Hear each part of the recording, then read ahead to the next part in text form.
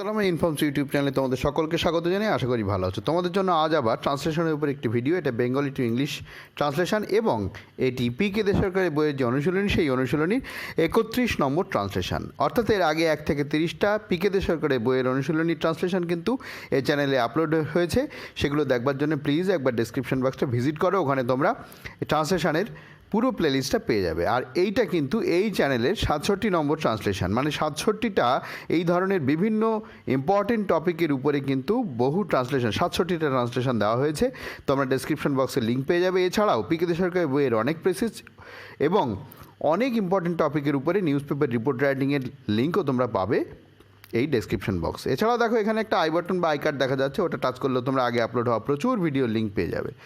তো যেটা আজকে আমাদের ট্রান্সলেশন করতে হবে, এটা তোমরা ভিডিওটা পজ করে একবার একটু পড়ে নাও এবং ভালো করে পড়ে নাও, না পড়লে কিন্তু হবে না। তো আমি আর পড়ে সময় নষ্ট করছি না, প্রত্যেকটা বাক্য ধরে ধরে আমরা ট্রান্সলেশন করবার চেষ্টা করি। দেখো, শিখ সম্প্রদায়ের প্রতিষ্ঠাতা মহাত্মা নানক 1869 খ্রিস্টাব্দে পাঞ্জাবে জন্মগ্রহণ করেন। এটা হচ্ছে আমাদের প্রথম বাক্য। প্রত্যেকটা বাক্য ট্রান্সলেশন করবার জন্য প্রথম আমাদের খুঁজতে হবে ওই বাক্যের মধ্যে সাবজেক্ট কে আছে।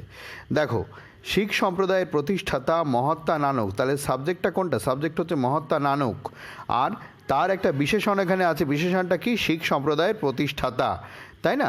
এরপরে কি বলছে দেখো, পাঞ্জাবে জন্মগ্রহণ করেন 1869 সালে। তো জন্মগ্রহণ করেন এখানে হচ্ছে ভার্ব। এরপরে কথা হলো কি, নানক কি নিজেকে নিজে জন্ম দিয়েছেন? না, তিনি জন্মগ্রহণ করেছিলেন, মানে তার জন্ম হয়েছিল। এটা প্যাসিভ ভয়েসে করতে হবে।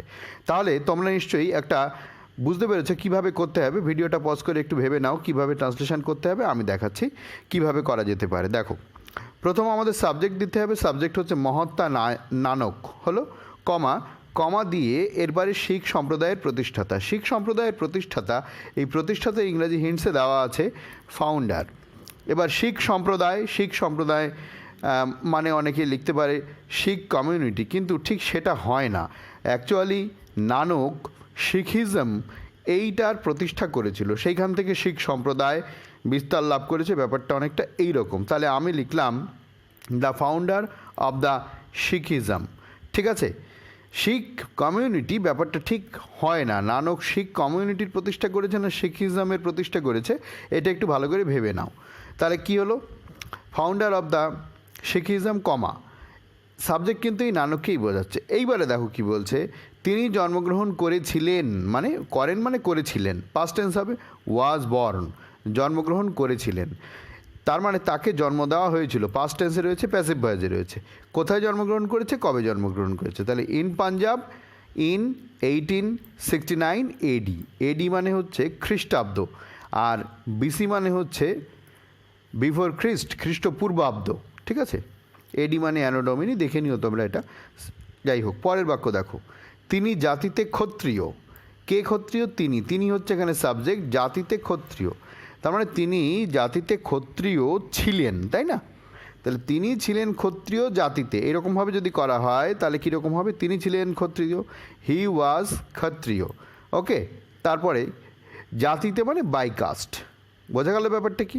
তাহলে হি ওয়াজ ক্ষত্রিয় বাই কাস্ট, মানে তিনি জাতিতে ক্ষত্রিয় ছিলেন। পরের বাক্য, তিনি অতি শৈশবকাল হইতেই তিনি ধর্মপ্রাণ ও পরোপকারী ছিলেন। আবার পাস্ট টেন্স দেখো, পাস্ট ইনডিফিনিট টেন্স, আগেরটাও তাই ছিল। তো অতি শৈশবকাল হইতে তিনি ধর্মপ্রাণ, তিনি হচ্ছে এখানে সাবজেক্ট। ধর্মপ্রাণ ও পরোপকারী এইটুকু কিন্তু হিন্টসে দেওয়া আছে, কি না রিলিজিয়াস মাইন্ডেড অ্যান্ড বেনিভোলেন্ট, ঠিক আছে? তারপরে ছিলেনটা কি? ওয়াজ দিয়ে কিছু একটা করতে হবে। তারপরে দেখো, অতি শৈশবকাল থেকে ব্যাপারটা মানে হচ্ছে অতি শৈশবকাল, শৈশব হচ্ছে চাইল্ডহুড, অতি শৈশব হচ্ছে আর্লি চাইল্ডহুড, হইতে হচ্ছে ফ্রম, ঠিক আছে? তাহলে এই অতি শৈশবকাল থেকে যেটা, এটা তোমরা যদি মনে করো একদম প্রথমে দিয়ে করতে পারো, শেষের দিকে করলেও হবে। তো আমি একদম প্রথমে সেটা দিয়ে করছি, অতি শৈশবকাল হইতে। এটা কি হবে?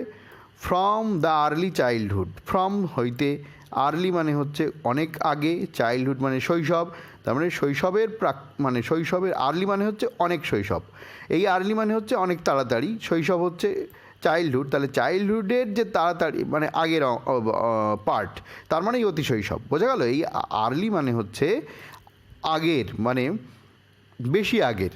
চাইল্ডহুড মানে হচ্ছে শৈশব, তাহলে শৈশবের অনেক আগে মানেই অতি শৈশব। অতি শৈশবকাল মানে হচ্ছে শৈশব যখন শুরু হচ্ছে তার একদম প্রথম দিকের, এইটাই বোঝাচ্ছে। বোঝা গেল? সেই প্রথম দিকের বোঝানোর জন্য এখানে আমরা আর্লি ব্যবহার করলাম। চাইল্ডহুড মানে তো শৈশব, তাহলে ফ্রম দ্য চাইল্ডহুড মানে অতি শৈশবকাল থেকে কমা দিয়ে তিনি ছিলেন ধর্মপ্রাণ ও পরোপকারী। তিনি ছিলেন, তাহলে হি ওয়াজ। ওকে, পাস্ট ইনডিফিনিট টেন্সে করলাম আমরা। এবার দেখো ধর্মপ্রাণ পরোপকারী তো ওখানে হিন্টসের মধ্যেই দেওয়া আছে। এরপর যে বক্তব্য আমার একটা রয়েছে সেটা হচ্ছে, দেখো এই যে ওয়াজ রিলিজিয়াস মাইন্ডেড অ্যান্ড বেনিভোলেন্ট, এটা হিন্টসে দেওয়া আছে। রিলিজিয়াস মানে হচ্ছে ধর্মের, মাইন্ডেড মানে হচ্ছে ওই মানসিকতার, বেনিভোলেন্ট মানে পরোপকারী। এরপর দেখো যেটা আমি বলতে চাইছি, তোমরা অনেকে কমেন্ট করছো, কমেন্ট করে বলছো যে স্যার পরীক্ষা তো হিন্টস দেওয়া থাকবে না, তাহলে হিন্টস ছাড়াই যদি শেখানো যায় বা হিন্টস ছাড়া অন্য কিছু যদি শেখানো যায়। দেখো এই যে জায়গাটা যেখানে এই ইউটিউবে এই ভিডিওগুলো শেয়ার করা হচ্ছে, সেটা কি পরীক্ষা? একদম নয়। এখানে কিন্তু আমরা সকলে শিখছি, কিছু নতুন নতুন শব্দ আমাদের শেয়ারিং হচ্ছে, কিছু নতুন নতুন জিনিস আমরাও তোমাদের অনেকের কমেন্ট থেকে আমিও কিন্তু শিখি। শুধু এইটা ভেবো না যে তোমরা আমার কাছ থেকে কিছু নিচ্ছ, অনেকে আছো যাদের কাছ থেকে অনেক ভালো ভালো আইডিয়া পাই আমি। যাই হোক, এই যে নলেজ শেয়ারিংটা আমরা যেটা করছি, এর মাধ্যমে আমরা কিছু সবাই শিখছি, আমাদের মধ্যে নিজেদের মধ্যে কিছু জিনিস বিল্ড আপ হচ্ছে। এবং আমি তো দেখছি যে অনেকেই কিন্তু বেশ উন্নতি করেছো, হ্যাঁ, সেটা আমি বুঝতে পারি তাদের কমেন্ট দেখে বা বিভিন্ন সময় আমাকে হোয়াটসঅ্যাপে বা টেলিগ্রামে তোমরা যা লিখে পাঠাও, সেগুলো দেখে কিন্তু বুঝি তোমাদের মধ্যে একটু ডেভেলপমেন্ট কিন্তু হয়েছে। মানে আমরা সবসময় শিখছি, তাহলে শিখছি যখন, তখন তো আমাকে হিন্টস ব্যবহার করতেই হবে। তো এই হিন্টসগুলো হচ্ছে আমার শেখার জন্য, এগুলো তো জানতে হবে, নইলে আমি শিখবো কী করে? বেশ, এটাই আমার বক্তব্য ছিল এখানে। আশা করি এই বাক্যটা তোমরা বুঝতে পেরেছো। পরের বাক্য, তাহার পিতার আর্থিক অবস্থা সচ্ছল ছিল না। দেখো তাহার পিতার আর্থিক অবস্থা সচ্ছল ছিল না, এখানে হিন্টসে কিন্তু দেওয়া রয়েছে ওয়াজ নট ওয়েল অফ। এই ওয়াজ নট ওয়েল অফ মানেই হচ্ছে তার আর্থিক অবস্থা ভালো ছিল না। এর জন্য ইকোনমিক কন্ডিশন, ফিনান্সিয়াল এইসব আনার দরকার নেই, দরকার হবে না। আচ্ছা, তাহার পিতার আর্থিক অবস্থা সচ্ছল ছিল না, এটা কিন্তু হিন্টসের মধ্যেই সিংহভাগ বলে দেওয়া আছে। ওয়াজ নট মানে ছিল না, ওয়েল অফ মানেই হচ্ছে অর্থনৈতিক অবস্থা এইসব ভালো ছিল না। তো দেখো হিজ ফাদার, তার বাবা, এখানে তাহার পিতার জন্য আমরা হিজ ফাদার আনলাম, এটাই সাবজেক্ট। ঠিক আছে, তারপরে যা পয়েন্ট আছে লিখে দিলেই হয়ে যাবে। ওয়াজ নট ওয়েল অফ এইটুকুর মানেই হচ্ছে তার বাবার অর্থনৈতিক অবস্থা খুব ভালো ছিল না, মানে তার বাবা সম্পদশালী ছিল না। সম্পদশালী ছিল না মানেই তার বাবার অর্থনৈতিক অবস্থা ভালো ছিল না। বোঝা গেল? পরের বাক্য দেখো কি বলছে, তিনি নানককে বাল্যকাল হইতেই অর্থোপার্জনের চেষ্টা করিতে উপদেশ দিতেন। ঠিক আছে, তিনি নানককে, তিনি মানে তার বাবার কথা, নানকের বাবার কথা বলছে, নানককে বাল্যকাল হইতেই জোর দেওয়া হচ্ছে। বাল্যকালে কারোর অর্থ উপার্জন করার কথা না, কিন্তু তিনি যেহেতু জোর দিয়েছিলেন তাই এখানে বলা হচ্ছে অর্থ উপার্জনের জন্য চেষ্টা করিতে উপদেশ দিতেন। দেখো একটু একটু করে আমরা এগোই। প্রথমে বাক্যটার মধ্যে সাবজেক্ট হচ্ছে তিনি, বাল্যকাল হইতেই, এটা পরে অর্থ উপার্জনের জন্য চেষ্টা করিতে উপদেশ দিতেন। তাহলে উপদেশ দেওয়াটা হচ্ছে তিনি উপদেশ দিতেন অর্থ উপার্জনের জন্য বাল্যকাল হইতেই। এইভাবে কিন্তু করতে হবে সেন্টেন্সটা। যখন আমরা ইংরেজিতে সাজাবো তখন সাবজেক্ট, তারপরে ভার্ব। সাবজেক্ট হচ্ছে তিনি, ভার্ব হচ্ছে উপদেশ দিতেন। কী সংক্রান্ত উপদেশ? অর্থ উপার্জনের চেষ্টা করতে এই উপদেশ দিতেন। তারপরে কখন দিত? বাল্যকাল হইতে। একটু একটু করে এগোই আমরা, তোমরাও ভিডিও পজ করে ভেবে নিতে পারো। দেখো আচ্ছা, এইখানে যেটা আমার বক্তব্য সেটা হচ্ছে, দেখো উপার্জন করার উপদেশ দিতেন এটা তোমাদের অনেকের মনে হতে পারে এটা ইউজ টু ব্যবহার করা যেতে পারে, পূর্বের অভ্যাস। এটা ঠিক অভ্যাস মতো নয়। এই যেগুলো অভ্যাস নয় কিন্তু অভ্যাসের মতো, সেই সব ক্ষেত্রে আমরা উড ব্যবহার করতে পারি। ঠিক আছে, অনেকে ইউজ টু ব্যবহার করতে চাও, কিন্তু ইউজ টু চাইতে উডের ব্যবহার এখানে বেশি ভালো হবে। তাহলে তিনি উপদেশ দিতেন, কেমন মনে হচ্ছে না? এটা একদিন দিয়ে থেমে যায়নি, কিন্তু মাঝে মাঝেই দিতেন। এটা অভ্যাসের মতো মনে হচ্ছে, কিন্তু অভ্যাস নয়। এই ধরনের ক্ষেত্রে উড ব্যবহার করো তোমরা। ঠিক আছে, তাহলে হি উড এবার কী করতো? উপদেশ দিতেন। উপদেশ দেওয়া ইংরেজি কী বললাম? কি? অ্যাডভাইস। তাহলে হি উড অ্যাডভাইস, এই সি কিন্তু এখানে হবে না, SE হবে। ঠিক আছে, যদি আমরা এখানে CE দিতাম তাহলে মানে কি হতো? অ্যাডভাইস নাউন হয়ে যেত, মানে উপদেশ হতো। উপদেশ দেওয়া যেহেতু ভার্ব, তাই হি উড অ্যাডভাইস, SE হবে। ওকে, তাহলে অ্যাডভাইস দিতেন, কাকে দিতেন? নানককে দিতেন। তাহলে নানক হলো, তাহলে হি উড অ্যাডভাইস নানক, মানে নানককে উপদেশ দিতেন। কি উপদেশ দিতেন? অর্থ উপার্জনের চেষ্টা করতে। তাহলে প্রথমে চেষ্টা করতে হবে, আচ্ছা, তার আগে দেখো এই বাল্যকাল হইতেই এটাকে আগে এনে নিই আমরা, ঠিক আছে? তাহলে দেখো ব্যাপারটা কীরকম, হি উড অ্যাডভাইস নানক, সে নানককে অ্যাডভাইস দিতেন, উপদেশ দিতেন। আচ্ছা, কোন সময় উপদেশ দিতেন? একদম সেই বাল্যকাল হইতেই। তাহলে এই হইতেই জোর দেওয়া রয়েছে। ইভেন মানে এই যে হইতেই রয়েছে, ওই জন্য ইভেন মানে এমন কি, ফ্রম হিজ বয়হুড, তার বাল্যকাল হইতে। বোঝা গেল? বাল্যকাল হচ্ছে এখানে বয়হুড, ইভেন মানে এমন কি, ফ্রম মানে হচ্ছে থেকে। এমন কি তার বাল্যকাল থেকেই নানককে অ্যাডভাইস করতো। আচ্ছা, কী জন্য অ্যাডভাইস করতো? টু ট্রাই, চেষ্টা করতে। কি চেষ্টা করতে? টু আর্ন মানি, অর্থ উপার্জন করতে। দেখো দুটো ইনফিনিটিভ করা হয়েছে পরপর। টু ট্রাই চেষ্টা করতে, টু আর্ন উপার্জন করতে, মানি মানে অর্থ। আশা করি তোমরা বুঝতে পেরেছো। ইভেন মানে এমনকি, ফ্রম হিজ বয়হুড মানে হচ্ছে তার বাল্যকাল থেকে, এমনকি তার বাল্যকাল থেকে মানে বাল্যকাল হইতেই, এই হইতেইর জন্য আমরা ইভেন আনলাম। আশা করি তোমরা বুঝতে পেরেছো। এখানে উডের ব্যবহার করলাম। তোমরা যদি মনে করো তাহলে ইউজ টু ব্যবহার করতে পারো, কিন্তু তার চাইতে এটা বেশি ভালো হয়। আচ্ছা, আর একটা কথা হচ্ছে কি, এখানে সিম্পল পাস্টও অনেকেই ব্যবহার করতে চাও, সেটাও করতে পারো, তবে এটা বেশি ভালো হবে। সিম্পল পাস্ট মানে হচ্ছে হি অ্যাডভাইসড নানক, এইরকমভাবে আর কি। দেখো এই আর একটা সেন্টেন্স তোমাদের জন্য একটু অল্টারনেট রাখলাম। হি উড অ্যাডভাইসটা যদি না করে আক্স করি, হি উড আস্ক নানক। আক্স মানে কিছু একটা করতে বলা। এই উপদেশ দেওয়া মানে সবসময় যে আক্ষরিক অর্থে উপদেশ দেওয়াই বোঝাবে এমনটা কিন্তু সবসময় নয়। তাই যদি আমরা এরকম করি, হি উড অ্যাডভাইসের জায়গায় যদি আক্স করি, হি উড আক্স, তিনি নানককে বলতেন, even from his child boyhood, তার একদম বয়হুড থেকেই বলতেন, অর্থাৎ বাল্যকাল থেকেই বলতেন, to try to earn money, অর্থ উপার্জনের চেষ্টা করতে বলতেন। এই আক্স মানে হচ্ছে কিছু একটা করতে বলা। বোঝা গেল? নেক্সট দেখো, তোমরা সেক্ষেত্রে কিন্তু এই অ্যাডভাইসটা রাখবে না। ওকে, দেখো পরেরটা, দেখো কি বলছে।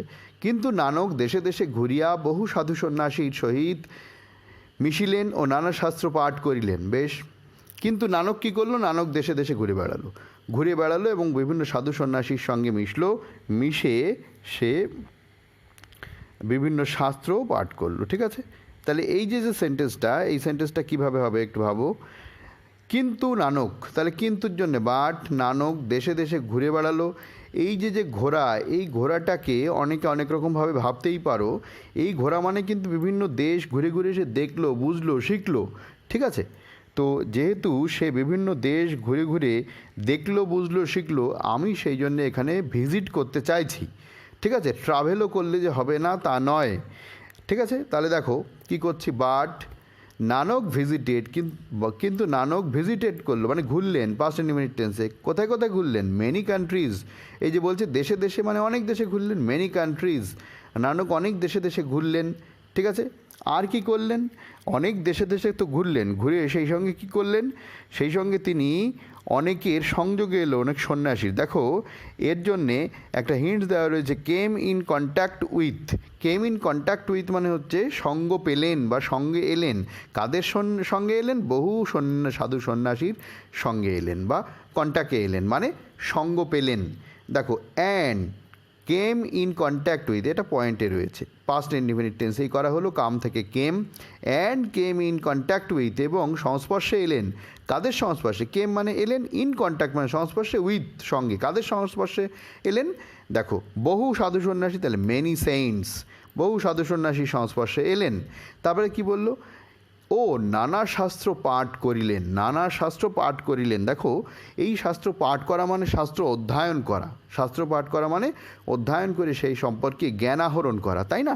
তো সেই অধ্যয়ন করে সেই সম্পর্কে জ্ঞান আহরণ করা মানে এই ব্যাপারটা আমি স্টাডি করতে চাইছি, তোমরা রিডও করতে পারো। দেখো তিনি নানা শাস্ত্র পাঠ করলেন, এখানে কি বলছে? দেশ দেশ ঘুরিয়ে নানা শাস্ত্র পাঠ করলেন মানে হচ্ছে পড়া কাজটা চালিয়ে গেলেন, অধ্যয়ন কাজটা চালিয়ে গেলেন। দেখো এখানে কিন্তু কোথাও চালিয়ে যাওয়া নেই, এখানে পাঠ করলেন মানে রেড, সিম্পল রেড দিয়ে দিলেই কিন্তু হয়ে যায়, রিডের পাস্ট ফর্ম।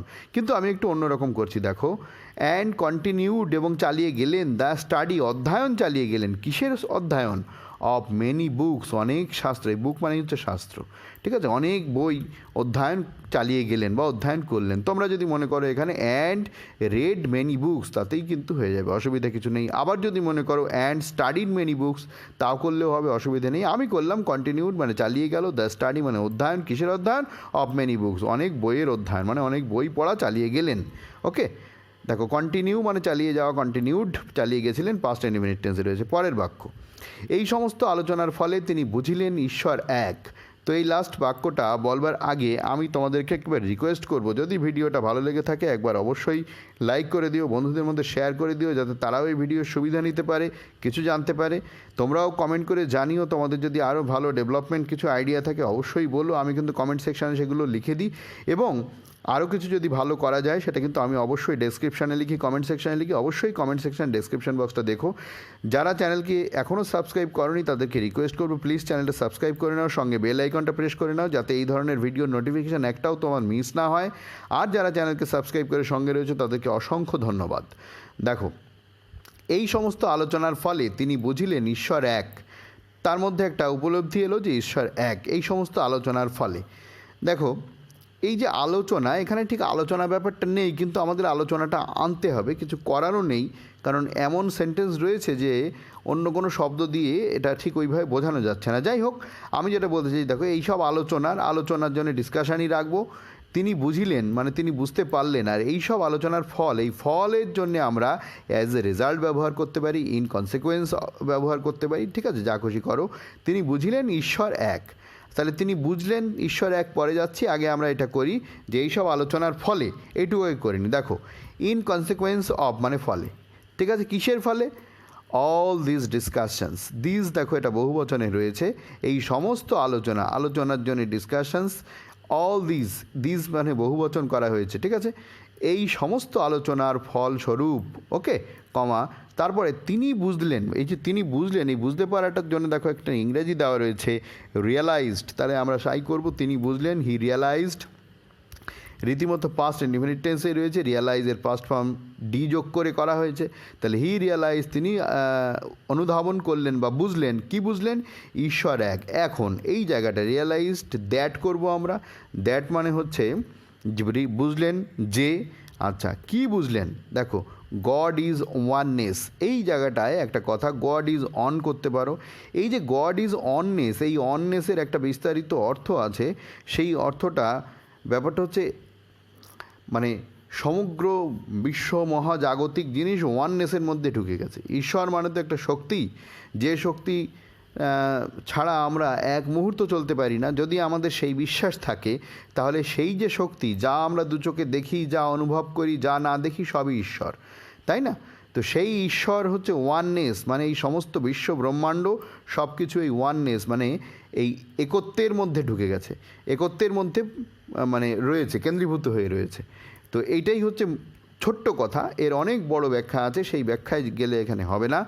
তো গড ইজ অননেস, তোমার যদি মনে হয় এটা করব না, গড ইজ ওয়ান করব, তাও হবে, তবে এটা বেশি ভালো হবে বলে আমার মনে হয়েছে, ঠিক আছে। আর গড ইজ ইউনিকও অনেকে করতে পারো, তবে ইউনিক মানে হচ্ছে অদ্বিতীয়। অদ্বিতীয় ব্যাপারটা কিন্তু গডের সঙ্গে ঠিক ওই রকমভাবে আসবে না। যেমন ব্যাপারটা কীরকম, রাবণ অদ্বিতীয়, রাবণের মতো ওই রকম দুষ্টু লোক আর নেই, তো রাবণ ইউনিক। আবার কোনো একটা ভালো লোক, সেও ইউনিক হবে, ঠিক আছে। কিন্তু গডের কিন্তু ভালো মন্দ এই বিচার করার ক্ষমতা আমাদের নেই, সুতরাং এখানে বোধহয় ইউনিক শব্দটা ব্যবহার না করাই ভালো, ঠিক আছে। গড ইজ অন বা গড ইজ অননেস, এই সব ধরনের শব্দ ব্যবহার করলে বোধহয় বেশি ভালো হবে, বা তোমাদের যদি অন্য কিছু মনে হয় তোমরা করতেই পারো। তো ভিডিওটা এখানে শেষ করছি, ভালো থেকো, পরের ভিডিও আবার দেখা হবে।